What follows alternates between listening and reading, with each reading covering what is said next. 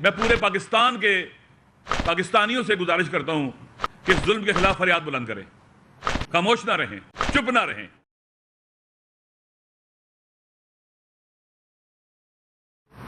آپ جانتے ہیں کہ پاکستان میں بعض علاقے بہت اسٹریٹجک اور حساس ہیں اور بہت اہمیت کے حامل ہیں۔ ان میں سے ایک کرم ایجنسی کا علاقہ ہے۔ یہ علاقہ جب سے افغانستان میں جنگ شروع ہوئی، سوویت یونین کے آنے کے بعد، اس کے بعد سے مختلف مشکلات کا شکار رہا ہے۔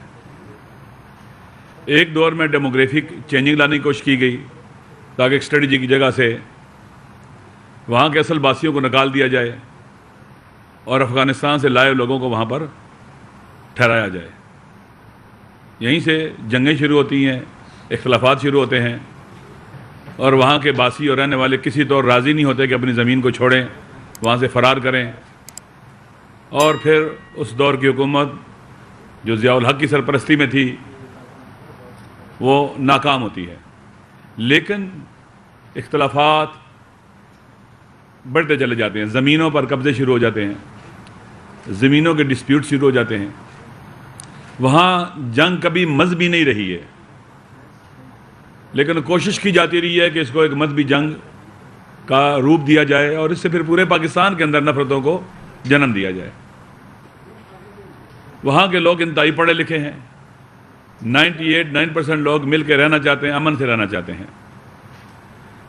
یہ سلسلہ جنگوں کا، لڑائیوں کا آپ کو یاد ہوگا 2007 میں بھی محاصرے میں آ گیا اور چاروں طرف سے اس پر حملہ رہا اور حکومت ٹس سے مس نہیں ہوئی۔ وہاں کی خبریں بھی سنسر کی جاتی تھیں اور وہاں کے لوگوں سے، باسیوں سے اس دور کے حکمران کہتے تھے کہ آپ یہاں سے چلے جائیں، اس جگہ کو چھوڑ دیں، ہجرت کر جائیں، لیکن انہوں نے اپنی مادر وطن کو نہیں چھوڑا۔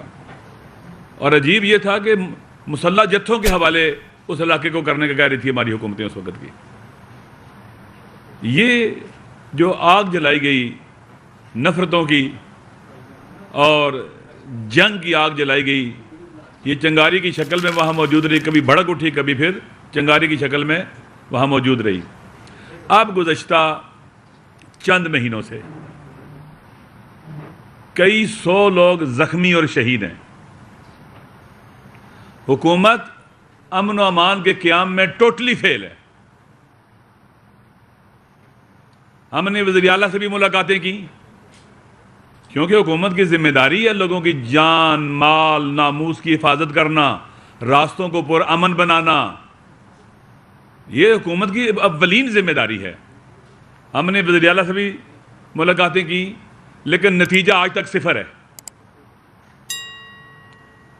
اب صورتحال یہ ہے کہ وہاں تقریباً 12 اکتوبر سے راستے بند ہیں، لوگوں کے لیے بہت زیادہ مشکلات ہیں۔ پاڑا چنار کے لوگوں کا اگر کوئی شخص پشاور میں فوت ہو جائے، اس کا جنازہ پاڑا چنار کرم نہیں جا سکتا، وہ کوہاٹ اور ہنگو میں لوگوں کو دفن کر رہے ہیں اپنے لوگوں کو۔ یہ حالت ہے، صورتحال امن و امان کی یہ ہے۔ وہاں پر غذائی اجناس کی قلت ہو رہی ہے، پیٹرول کی شارٹیج ہو رہی ہے، دوائیوں کی شارٹیج ہو رہی ہے۔ اگر کوئی شدید بیمار ہے، اگر اس کو پشاور لانا چاہے، پشاور نہیں لا سکتے، راستے بند ہیں۔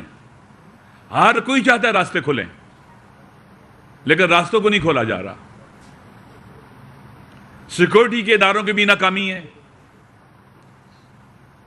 اتنی طاقت ہونے کے باوجود لوگوں کی 99% اکثریت امن مانگتی ہے۔ امن چاہنے کے باوجود مٹھی پر لوگ ان سے کنٹرول نہیں ہو رہے۔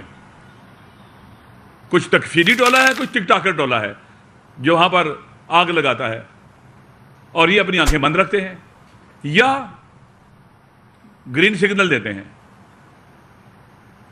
ایک بے گناہ انسانوں کا قتل تمام انسانوں کا قتل ہے، قرآن یہی کہتا ہے۔ اپنی ذمہ داریوں سے بالکل فرار ہے اس وقت۔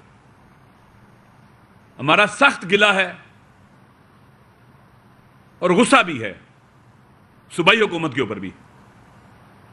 اگر آپ یہ کام نہیں کر سکتے، امن و امان نہیں دے سکتے، راستے نہیں کھول سکتے، جرگوں پر جرگوں کے اجلاس ہوتے ہیں، کوئی نتیجہ نہیں نکلتا، تو آپ اعلان کریں کہ اس ناکامی کی وجوہات کیا ہیں، کون لوگ ہیں جو یہ نہیں ہونے دینا چاہتے۔ مطالبہ ہے کہ وہاں پر کوئی عقل مند سمجھدار اچھے قسم کے آپ انتظامیہ اور مینجمنٹ کے لوگ لگائیں، نہیں لے کے آتے،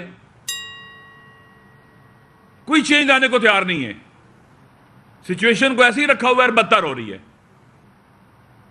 اگر یہ راستے نہ کھولے گئے اور لوگوں کو ایسی ایک کرم ایجنسی کو زندان بنا کے رکھ دیا گیا، ایک قید خانہ بنا دیا گیا، آنے جانے والے لوگوں کی جان و مال کی حفاظت نہ رہی، تو ہم پورے پاکستان میں احتجاج کریں گے، ہم چپ نہیں رہیں گے، یہ ذہن میں رکھ لیں۔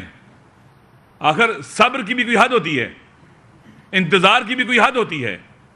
کب آپ حکومت اور وہاں ہمارے سیکیورٹی کے ادارے کب اپنی ذمہ داری انجام دیں گے؟ کب لوگوں کی جان اور مال اور ناموس کی حفاظت کریں گے؟ جرگوں پہ جرگے ہو رہے ہیں، رزلٹ کوئی نہیں ہے، حیرانگی ہے۔ اس کا مطلب یہ ہے کہ ہمارے حکمرانوں کے اندر کوئی ول ہی نہیں ہے، ارادہ ہی نہیں ہے چیزوں کو ٹھیک کرنے کا۔ ان کے منہ لگتا ہے ان کے منہ کو خون لگا ہوا ہے، ان ظالموں کے منہ کو جو روک سکتے ہیں اور نہیں روک رہے۔ عوام تو ریاست کے بچے ہوتے ہیں، ریاست تو ماں ہوتی ہے، ایسا قتل عام اور آنکھیں بند۔ واقعی یہ شرم کا مقام ہے ان کے لیے جن کی ذمہ داری ہے امن و امان لانا اور راستوں کو محفوظ بنانا۔ اس لیے میں صوبائی حکومت سے بھی کہتا ہوں کہ اپنی ذمہ داریاں انجام دیں، کل ہمیں پھر کوئی گلہ نہ کرے۔ اور میں سیکیورٹی کے اداروں سے جن کی ذمہ داری ہے وہاں سیکیورٹی کو بارڈر ایریا بھی ہے انشور کرنا، لوگوں کی جان و مال کی حفاظت کرنا، ان سے بھی کہتا ہوں کہ ان راستوں کو کھولیں۔